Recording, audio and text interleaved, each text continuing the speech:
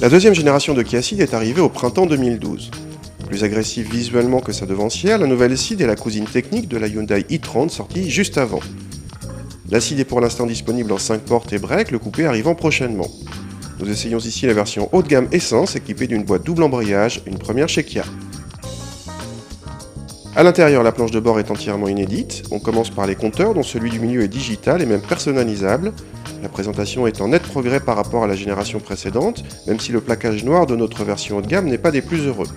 L'équipement est à la hausse avec par exemple l'apparition d'un avertisseur de franchissement de ligne. Sur la route, la Ceed précédente était sûre mais pas particulièrement excitante à conduire. La nouvelle mouture ne progresse pas vraiment en dynamisme mais gagne en confort. Seule notre motorisation Elitis Essence peut recevoir la boîte double embrayage. Ce moteur a le défaut de se montrer très creux à bas régime. En revanche, la boîte DCT est bien gérée, rapide et douce. Bravo! A l'arrière, l'habitabilité est tout à fait correcte pour voyager à 4 adultes, même assez grands. Toutes les cotes sont supérieures à la moyenne de la catégorie, y compris en largeur, mais le passager central est comme souvent mal installé, en partie à cause de la coudoir centrale trop dure en position relevée. Le toit vitré panoramique est en série sur notre finition haut de gamme premium. Le coffre atteint les 380 cm3, soit un très bon score dans la catégorie, équivalent à celui de la nouvelle Golf.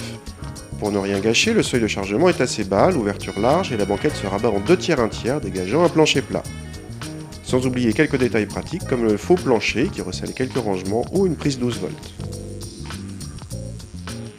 Dans l'ensemble, cette nouvelle Kia Ceed nous a séduit, à part pour son moteur creux et un agrément de conduite quelconque.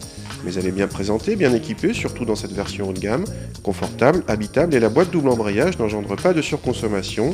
Sans oublier, au risque de nous répéter, la garantie 7 ans toujours unique sur le marché.